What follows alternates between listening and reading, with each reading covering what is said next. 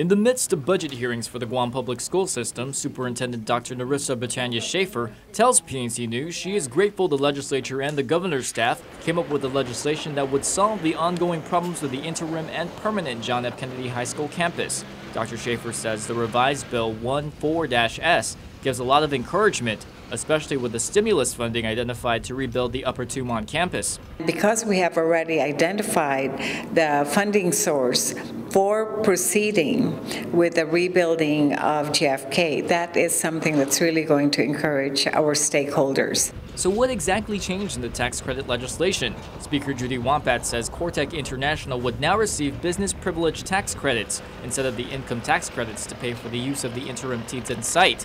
The lease agreement has also been reduced from 10 years down to a one-year deal, but is subject to renewal.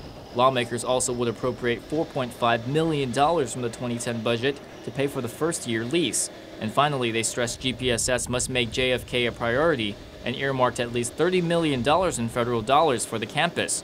All in all, the speaker says it's a win-win situation. So I really think that this would be now a win-win for both Core Tech and for GPSS, and I still am very hopeful and confident that they still would like to help out the school children and enter into this contract with the government. While Acting Governor Mike Cruz called GPSS, the Guam Education Policy Board, Core Tech, and key government leaders to Adelup to work out last-minute negotiations for the interim JFK deal, Dr. Schaefer mentions if Core Tech does not agree to the legislation and contract, JFK students will have no option but to go back to double session. Certainly what would be ideal is that we have a single session for both high schools, but if that is not feasible, then we're back to, again, double session.